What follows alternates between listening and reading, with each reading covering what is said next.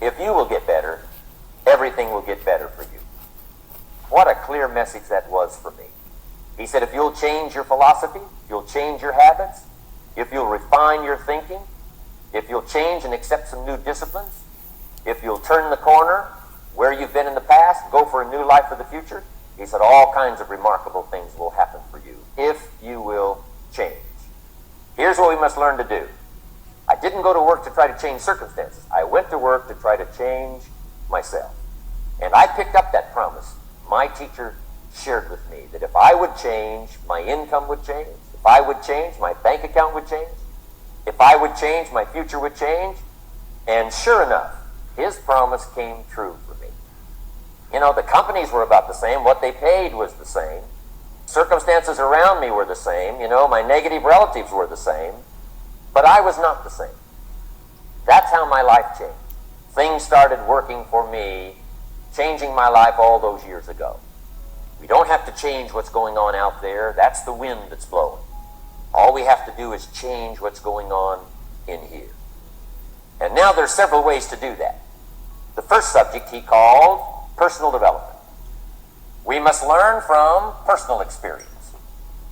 Pretty simple. Learn from what happens to you. Take a look back over the last few months. Did you make some mistakes? How could you correct those for the future? Take a look back over the last year. Have you done it right or done it wrong? Let's correct it for the next year. Mr. Shope asked me when I first met him, he said, Mr. Rohn, how are you doing? You've been out there now 6 years. And I said, I'm not doing very well. He said, I suggest you not do that anymore. What a simple, swift analysis to my situation. He said, if you keep doing it, the next 6 years will be like the last 6. You don't want that to happen. Let's make the changes. So learn from your personal experience.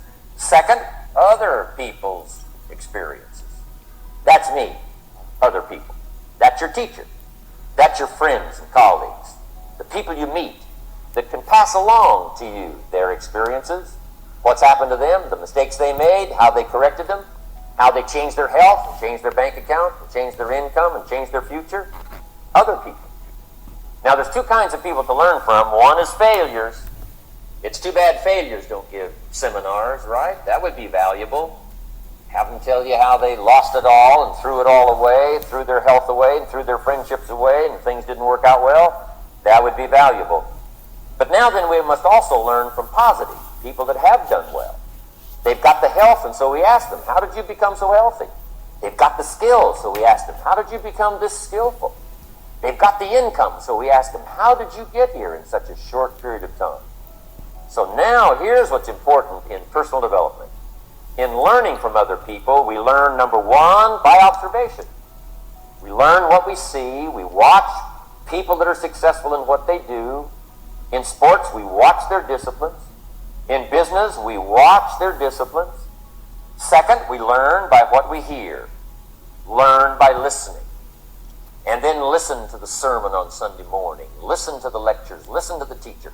Listen to someone who's got something good to say. And then number three is vitally important on personal development, and that is read all the books you can possibly read in your lifetime. Mr. Schoaf got me started on my library. I've got one of the better libraries. And then I started keeping a journal. One of the major things my teacher taught me was to keep a journal. He said, don't trust your memory. If you hear something good, just make a little note and write it down. So I would suggest you do the same. Things that impress you, a poem that impresses you. When you attend a class, some of the ideas that impressed you, jot them down. You read something in a magazine, right? Some ideas. Take those out, put them in your journal. Keep a good journal the rest of your life. This will serve you well. So I want the same thing to happen to you. Value captured that you can resort to later. Go back over it and review it and let it become valuable to you. Work harder on yourself than you do on your job. Develop the skills. Learn the lessons. Take the classes. Absorb all that is being taught to you these days. And then later on, of course, you can sort it out, what's valuable to you and how to refine it for your business and for your life and for your future. The main thing is to get it and start this process of personal change. Now let's cover the second step, setting goals. We need to take a look into the future. There are 4 things to consider in terms of attitude. One is how you feel about the past. Best advice I can give you on that is treat the past as a school. Let it teach you the mistakes you've made, the things that went wrong, the things that didn't work. Don't use the past as a burden to carry, and don't use the past as a club to beat yourself to death. Past losses, past failures, past mistakes. But let the past be a school. Tough school maybe. We've all been through some tough stuff. So if you feel good about the past, draw from it for experience and let it teach you. Then next is how you feel about the future. We've got to have the future well designed.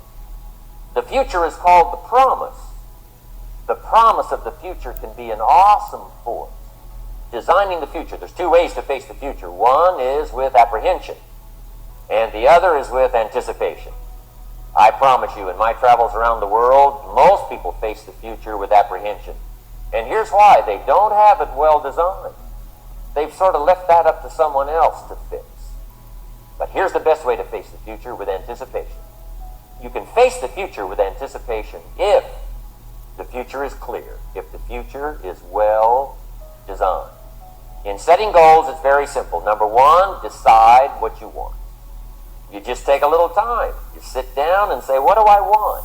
What kind of skills do I want? What kind of income do I want for the future? Where would I like to go? Places I'd like to visit. Habits I'd like to acquire. Skills I'd like to have. Economics, friendships, people you'd like to meet. When you've thought about what you want for the future, make a list. If the future gets clear, the price gets easy. Because you got to remember, for every promise, there's a price to pay. Everybody's got to pay the price. Everybody's got to do the deal. Everybody's got to do the disciplines. But here's what I've discovered. If the promise is clear and powerful, the price is easy to pay. The price is some classes. The price is a few books. The price is a few disciplines. The price is finding something that'll make your life better, make you grow, make you change, make you develop. So the first part of the key is to design the promise. Then, what is the price to pay? I'm telling you, the price will be easy.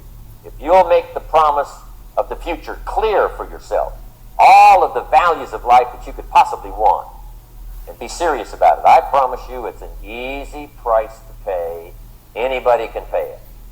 And the best advice I can give you is, if I can do it, you can do it. Start setting your goals and see if you can't get a better excitement going for the things you want to accomplish for the future. One of the major reasons for setting goals is for what they make of you in achieving them. My teacher advised me when I first got started at age 25, he said, Jim, why don't you set a goal to become a millionaire? I'm here to help you. And he said, here's why. For what it will make of you to achieve it. Set the kind of goals that will make something of you to achieve it. So part of the key here is to set the kind of goals that will make something of you. Don't set them too low so that you don't have to grow and you don't have to read and you don't have to try and you don't have to stretch. Don't set them too low. And then don't sell out. Don't go for something that's going to cost you your virtue or cost you your values or sell out your principles. There's a good middle road here to follow. Goals that will inspire, goals that will help you grow, change, develop, and become better than you. So if you want something to pull you through all kinds of challenges, all kinds of difficulties, and things that come at you, you got to have something on out there, beyond today, beyond next week, beyond next month, beyond this year, that pulls you into the future. And the clearer it is, the stronger it pulls. The more dynamic it is, the more it affects your life, your spirit, your heart, your soul. It also creates imagination. It gets your mind working on how to achieve that purpose. And if your mind will work, and if your heart works, and if your spirit works, and if you have good input, like good ideas, I'm telling you, there isn't anything you can't accomplish.